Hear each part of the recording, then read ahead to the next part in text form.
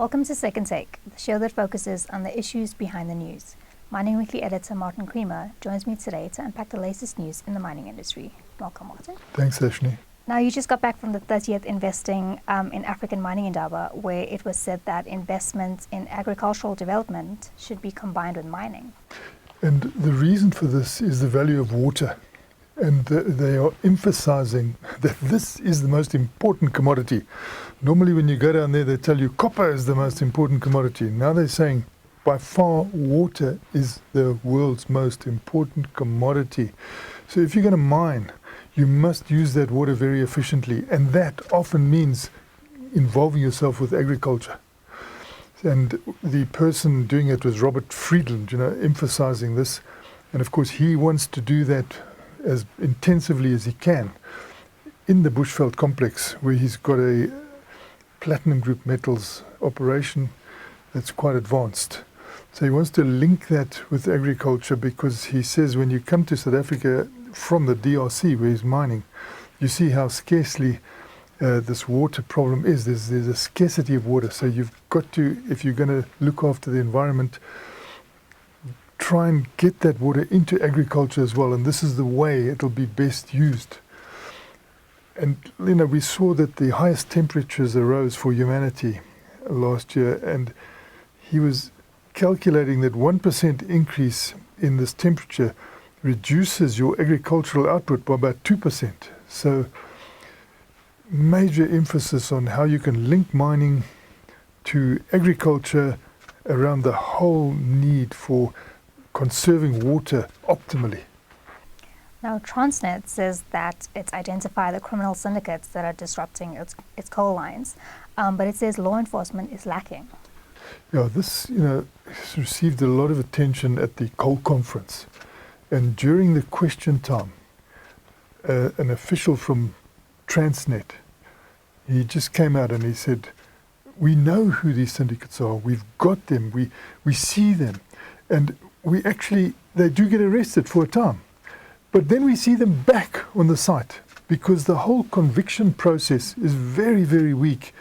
And so what they're doing now in the background is trying to get this prosecuting process lifted to a higher level, convictions lifted to a higher level, so that when the people are arrested, you don't see them again, at least, in the medium term.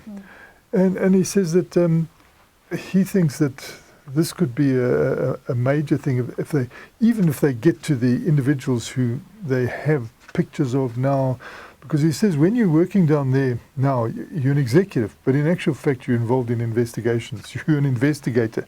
You're just looking at every possible way that these people are tricking you. And he said, and they're starting to get on top of it, but they need the prosecutorial process to really work.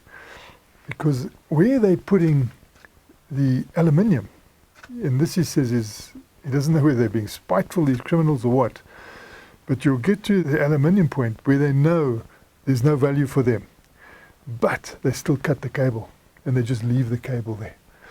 And he feels that the prosecutorial process now must lift one notch higher. If this is what they're going to do, that must be sabotage. Then they must stay in prison for a hell of a long time. And so hopefully this will move forward.